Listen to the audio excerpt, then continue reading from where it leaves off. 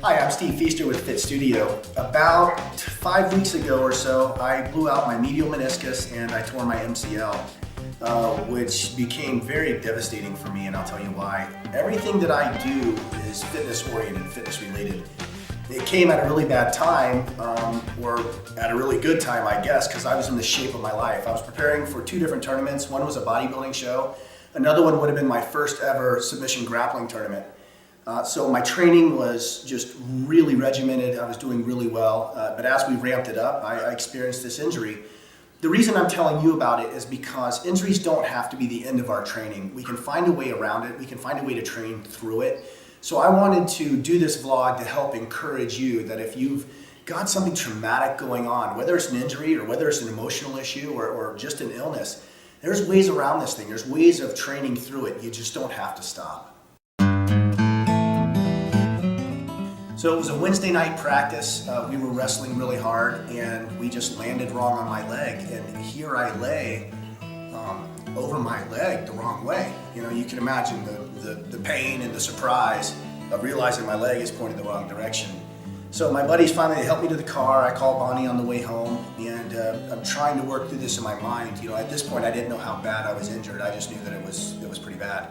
My background is I have a degree in physical therapy and a degree in exercise nutrition. So I was aware of what was going on, and I think that actually hurt me more than helped me. Because education-wise, I'm thinking, you know, I'm never going to walk again. You know, you let all those things play with your head.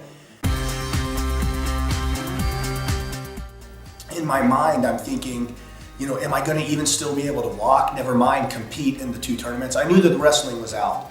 But with the bodybuilding show that was coming up in 10 days, you know, I'd already dieted for 3 months. I didn't want to give this up. At the same time, I didn't want to just roll over and quit training altogether. And a lot of us, and the reason I'm sharing this with you is because a lot of us, when we get injured, what we want to do is crawl under a rock. We don't want to have to endure anything more. We want to kind of compartmentalize and then go from there. To not stop, to not give up, to not roll over, it really, it takes a lot of gumption. It takes a lot of bravery. And when you're injured, that's not the time that you feel very brave. So I was leaning on Bonnie. I was leaning on my physicians. I even was leaning on Wikipedia to try to figure this thing out. So I educated myself. I got help and I educated myself right away. And that in and of itself helped me understand what I was going through, and it also let me know what I was capable of doing.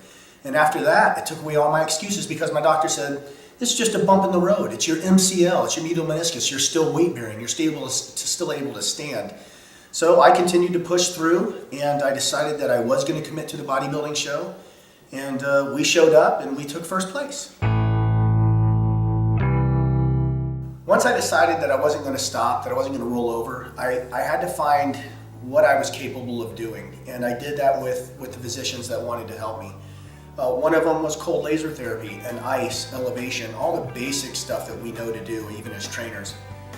But I was also able to do flexion extension, and because that MCL, the medial collateral ligament, was holding on by a hair, my doctor wanted me to do a lot of flexion extension to try to help rehab that, to increase circulation to that area so that we could start increasing the integrity of that ligament.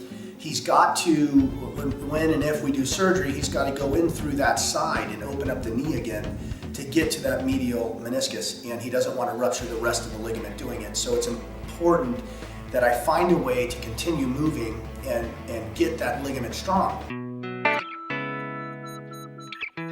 So when it's all said and done, I'm going to be a better athlete, I'm going to be a better trainer, even a better gym owner, because now I know what it takes to overcome an injury. I know that you have to find adjustments and not excuses.